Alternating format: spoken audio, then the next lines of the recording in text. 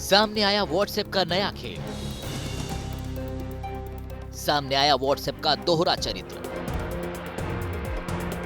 हिंदुस्तान के लिए पॉलिसी कुछ और दुनिया के लिए पॉलिसी कुछ और।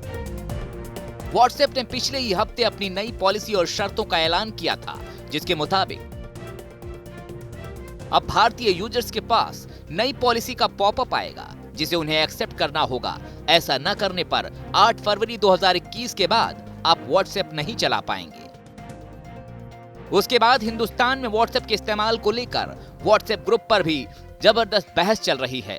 लेकिन इन सब के बीच व्हाट्सएप के दोहरे चरित्र का खुलासा हुआ है, जिसके मुताबिक व्हाट्सएप हिंदुस्तान में तो नई यूजर पॉलिसी और शर्तों को लागू करने जा रहा है, लेकिन यूरोप में उसने ऐलान किया है कि उसके यूजर्स अपनी पुरानी शर्तों के तहत ही व्हाट्सएप का इस्तेमाल कर पाएंगे। यानी यूरोप में व्हाट्सएप लोगों का खास डेटा नहीं मांगेगा।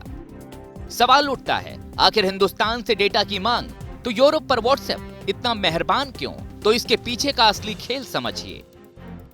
व्हाट्सएप को पता है हिंदुस्तान में व्हाट्सएप के करीब 40 करोड़ यूजर्स हैं, यानी डेटा हथियाने का बड़ा बाजार। फिलहाल भारत में इंटरनेट संबंधी कई पॉलिसी का बड़ा अभाव है। हिंदुस्तान में अभी तक प्राइवेसी लॉ यानी निजता कानून भी नहीं है, डेटा प्रोटेक्शन लॉ भी नहीं है, और सरकार आने वाले दिनों में डेटा प्रोटेक्शन बिल लाने वाली है, जिसके बाद कोई भी कंपनी अपनी मर्जी से देश के लोगों का डेटा नहीं ले पाएगी। ऐसे में व्हाट्सएप हिंदुस्तान में ऐसी यूजर पॉलिसी लेकर आया है जिसे डेटा प्रोटेक्शन कानून आने से पहले इस्तेमाल करके वो हिंदुस्तान के 40 करोड़ व्हाट्सएप यूजर्स का बेहद निजी डेटा हथिया कर उससे मोटी कमाई कर सके।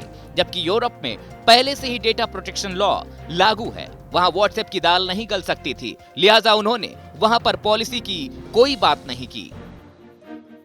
व्हाट्सएप की ये जो अमेंडमेंट्स हो रही हैं प्राइवेसी पॉलिसी में, घोर हनन होगा आपकी प्राइवेसी का।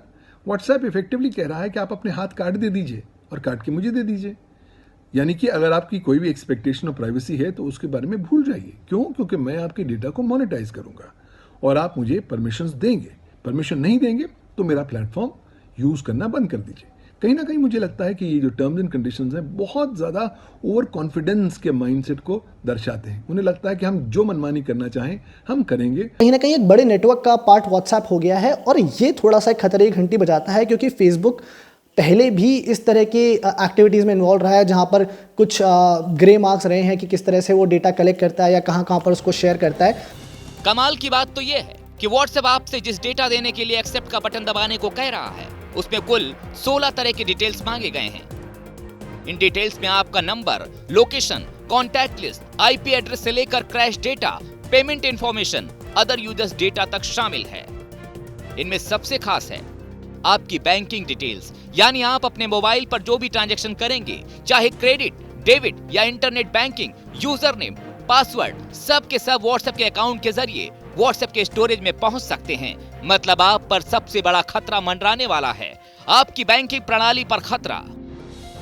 अगर आपकी transaction details, bank account details, debit card, credit card details को साझा कर दिया जाएगा तो क्या होगी आपकी सुरक्षा, क्या होगी आपकी निजता?